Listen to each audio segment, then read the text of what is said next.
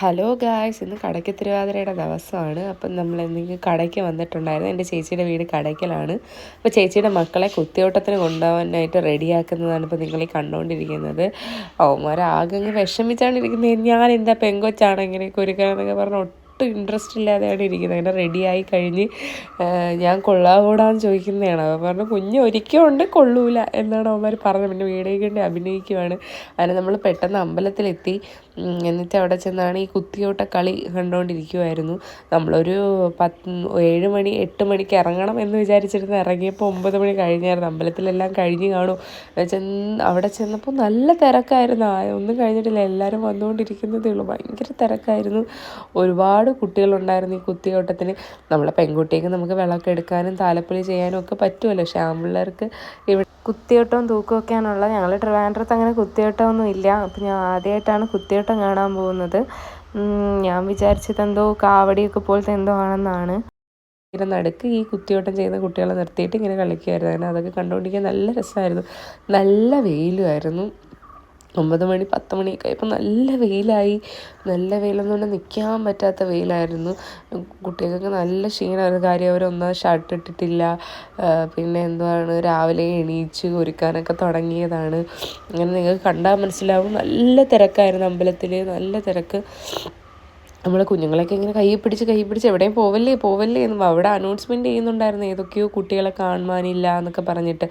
അങ്ങനെ നമ്മൾ ഈ 3 നടയിൽ ഈ കുത്തിയോട്ടം ചെയ്യുന്ന കുട്ടികളെ കൊണ്ട് തൊഴിയിക്കണം. അങ്ങനെ തൊഴിയിച്ചിട്ട് ഹാരവും തൊപ്പിയോ കിരീടോ അതൊക്കെ ഊരി വെച്ചിട്ട് മനസ്സിലൊരു ദുരുദ്ദേശത്തോടു കൂടിയാണ് ഞാൻ പോകുന്നത്. ഇതായിരുന്നു അന്ന് ഞങ്ങളിപ്പോൾ മേള കാണാൻ കയറാമെന്നും പറഞ്ഞിങ്ങനെ മേളയിലോട്ട് കയറാൻ നേരത്തെ വിഗ്രഹങ്ങളിരുന്നത്. അമ്മയ്ക്ക് അത് കണ്ടപ്പോൾ ആസ് യൂഷ്വൽ അമ്മയ്ക്ക് അതിനോട് ക്രൈസാണ്. അങ്ങനെ അമ്മയും ആദ്യക്കുട്ടനും കൂടി ചെന്ന് വിലയൊക്കെ പേശി ഒരു കൃഷ്ണൻ്റെ വിഗ്രഹം വാങ്ങി. അടുത്ത് നമ്മൾ മേള കാണാനായിട്ട് കയറി. ഇങ്ങനെ കമ്മലും കളിപ്പാട്ടമൊക്കെ കണ്ടപ്പോൾ യുവമാരവിടെ സ്റ്റക്കായി ഓരോ കളിപ്പാട്ടത്തിന് വേണ്ടി കരഞ്ഞില്ലേടാ അല്ലേ അല്ലെന്ന് കേസ്. പക്ഷേ ഇവിടെ ഇതൊന്ന് നല്ല ബഹളം ഉണ്ടാക്കി ഓരോന്നിനൊക്കെ. പിന്നെ നമ്മൾ കുറച്ച് പഴയ കാലത്തെ മുട്ടായികളൊക്കെ വാങ്ങിച്ചു കൊടുത്ത് പിള്ളേരെ പറ്റിച്ചു. പിന്നെ നമ്മളിങ്ങനെ ഓരോ പൊരിപ്പ് ഐറ്റംസൊക്കെ ഉണ്ടായിരുന്നു. ഇങ്ങനെ അതൊക്കെ നോക്കി ഇങ്ങനെ നടന്നു. പിന്നെ എന്തൊക്കെയോ എന്തൊക്കെയോ ട്രൈ ഒക്കെ ചെയ്ത് നോക്കി. ചക്ക അലുവയോ എന്തൊക്കെയോ വാങ്ങിയെന്ന് തോന്നുന്നു. അങ്ങനെ അമ്മയുടെയൊക്കെ പിറകെ ഇങ്ങനെ ഇതൊക്കെ കണ്ട് നടക്കുമായിരുന്നു. സത്യം പറഞ്ഞാൽ എനിക്കിതൊന്നും ഇങ്ങനെ കണ്ട് നടക്കാൻ വലിയ താല്പര്യമില്ല. നമുക്ക് ഇങ്ങനെ കുറച്ച് വായി നോക്കണം, അവിടെ എവിടെയൊക്കെ ഇറങ്ങി നടക്കണം. എന്നങ്ങനെ വായിയൊക്കെ നോക്കി കൊള്ളായിരുന്നു. ഇങ്ങനെ വായി നോക്കിയൊക്കെ നടന്നു. അവിടെ എവിടെയൊക്കെ നോക്കിയൊക്കെ കണ്ട് ടേസ്റ്റ് ചെയ്യാനൊക്കെ ഉള്ള ടേസ്റ്റൊക്കെ ചെയ്ത് ഐസ്ക്രീമൊക്കെ കുടിച്ച് അങ്ങനെ നടക്കാൻ നല്ല രസമായിരുന്നു. അങ്ങനെ ഇങ്ങനെ ചേച്ചി ഇങ്ങനെ എന്തോ ചുരിദാറിൻ്റെ ഇതൊക്കെ കണ്ടപ്പോൾ അതൊക്കെ വിളിച്ച് കാണിക്കുവാണ്. പിന്നെ ഇങ്ങനെ ഇഷ്ടംപോലെ സ്റ്റോൾസ് ഉണ്ടായിരുന്നു. എപ്പോഴും എല്ലാ വർഷത്തെയും പോലെ സ്റ്റോളില്ല, എന്നാലും കൊള്ളായിരുന്നു. എന്നിട്ട് അവന്മാർക്ക് പോപ്കോൺ വേണം. എനിക്കിത് ഭയങ്കര ഇഷ്ടപ്പെട്ടു. നല്ല സാറ്റിസ്ഫൈയിങ് ആയിരുന്നു. ഇങ്ങനെ കണ്ടുകൊണ്ട് നിൽക്കാൻ നല്ല തിന്നാനും സാറ്റിസ്ഫാക്ഷൻ ഉണ്ടായിരുന്നു. എനിക്ക് നല്ല ഇഷ്ടപ്പെട്ടു. ഞാൻ വീഡിയോ എൻ്റെ 2-3 തൊട്ടിരുന്ന് കണ്ടു. നല്ല സാറ്റിസ്ഫൈഡ് ആയിട്ടുണ്ടായിരുന്നു. പിന്നെ ഈ മീൻ ഇവിടെ എത്തിയപ്പോഴാണ് അടുത്ത പ്രശ്നം ഉണ്ടായത്. മീനിന് വേണ്ടിയിട്ട് ഇവിടെ വാങ്ങിച്ചുകൊണ്ട് വന്നിട്ട് ഒരു കാര്യമില്ല. ഇങ്ങനെ വാങ്ങിച്ചുകൊണ്ട് വരും, ഇവിടെ വരും, ചത്തുപോകും പാവം. അതുകൊണ്ട് ഞങ്ങൾ വാങ്ങിയില്ല. പിന്നെ ഇങ്ങനെ എന്തൊക്കെയോ ഇങ്ങനെ നോക്കി ഇങ്ങനെ നടന്നു. വെളിയിലിറങ്ങി, മേളയുടെ വെളിയിലിറങ്ങി. ഇത് വെളിയിലുള്ള സ്റ്റോൾസാണ് ഇതൊക്കെ. അങ്ങനെ അതൊക്കെ കണ്ട് ഇങ്ങനെ നടന്നു. ചെടിച്ചട്ടിയൊക്കെ അമ്മയൊക്കെ നോക്കി. 5 എണ്ണം 100 രൂപ, അതൊക്കെ കൊള്ളായിരുന്നു. അങ്ങനെ നമ്മളതൊക്കെ നോക്കി ഇങ്ങനെ നടന്നു. നല്ല ആളായിരുന്നു. നമ്മൾ നട്ടുച്ചയല്ലേ ആളൊന്നും കാണത്തില്ല എന്നൊക്കെ വിചാരിച്ചായിരുന്നു. പക്ഷെ നല്ല ആളായിരുന്നു ഗൈസ്. പിന്നെ ഇങ്ങനെ കാഴ്ചയൊക്കെ കണ്ടൊക്കെ നടന്നു.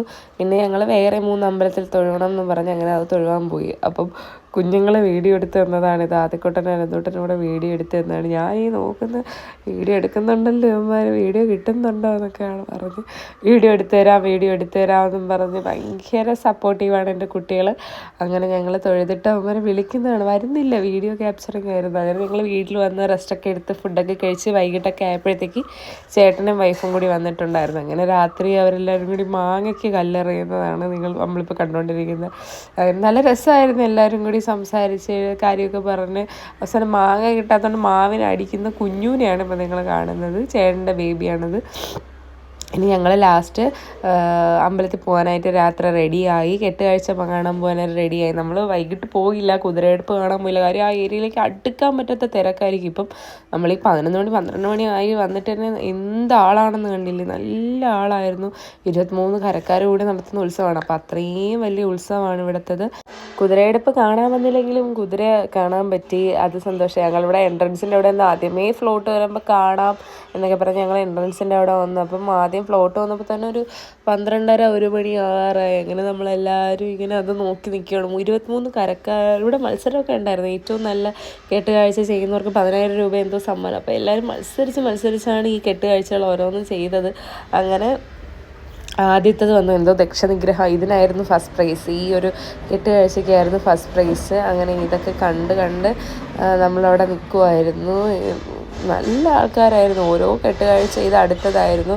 ഓരോ കെട്ടുകാഴ്ച വരുന്നതിന് അതിന് മുമ്പേ ചെണ്ടമേളവും ലൈറ്റും പിന്നെ എന്തൊക്കെയോ അങ്ങനെ കുറേ ഇതുണ്ടായിരുന്നു. പിന്നെ അടുത്ത കെട്ടുകാഴ്ചയാണ്, അടുത്ത ചെണ്ടമേളമൊക്കെ നല്ല രസമായിരുന്നു. നല്ല എൻജോയ് ചെയ്തു, എല്ലാവരും കൂടെ എൻജോയ് ചെയ്താണ് നിന്നത്. പക്ഷേ ചെണ്ടമേളം കേട്ട് അനന്ത് ഡാൻസ് കളിക്കുന്നതാണ് ഇപ്പോൾ നമ്മൾ കണ്ടുകൊണ്ടിരിക്കുന്നത്. എന്നിട്ട് ഡാൻസൊക്കെ കളിച്ച് അപ്പോൾ കുഞ്ഞപ്പോൾ ഉറങ്ങി. പാവം 1 മണി 2 മണി ആയില്ലേ, അവന് ക്ഷീണം.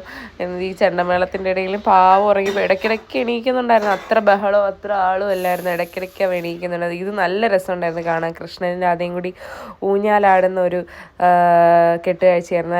നല്ലതായിരുന്നു ഇത് കാണാനായിട്ട്. അങ്ങനെ പിന്നെ എൻ്റെ മനസ്സിലെ കുട്ടി ഇപ്പോഴും ഉറങ്ങാത്തത് കൊണ്ട് ഈ ബബിൾസൊക്കെ കാണുമ്പോൾ എനിക്ക് ഇപ്പോഴും ഒരു ക്രൈസാണ്. അങ്ങനെ അത് കണ്ട് എടുത്ത് വെച്ചതാണ്. പിന്നെ അടുത്ത കാഴ്ച വന്നു. അങ്ങനെ അതൊക്കെ കണ്ട് ഇപ്പോഴേക്കും നമ്മൾ നല്ല ടയേർഡായി. കാര്യം ഇത് നല്ല ലാഗ് എടുത്താണ് ഓരോ കെട്ടുകാഴ്ച ഇങ്ങനെ വന്നുകൊണ്ടിരിക്കുന്നത്. നല്ല ലാഗ് എടുക്കുന്നുണ്ട്. കാര്യം അവർക്ക് ഇത് ഇത്രയും ആൾക്കാരുടെ ഇടയിൽ കൂടി വണ്ടി അങ്ങ് അമ്പലത്തിന് ചുറ്റും പോയി വലം വെച്ചിട്ടൊക്കെ വരുമ്പോൾ നല്ല ലാഗ് ആവുന്നുണ്ടായിരുന്നു. അങ്ങനെ പിന്നെ 3 മണിയൊക്കെ ആയപ്പോൾ കുട്ടികൾക്കൊക്കെ ക്ഷീണമായി, അങ്ങ് ദേഷ്യം വന്ന് കരയാനും വാശി പിടിക്കാനൊക്കെ തുടങ്ങി. പിന്നെ നമ്മൾ വിചാരിച്ച് പോവാം, ഇത്രയും കാണാൻ പറ്റിയില്ലേ, പോവാമെന്ന് വിചാരിച്ചപ്പോൾ വീട്ടിലോട്ട് പോകുന്നതിനിടയ്ക്ക് അത് കുട്ടെടുത്ത വീഡിയോയാണ്. Bye guys.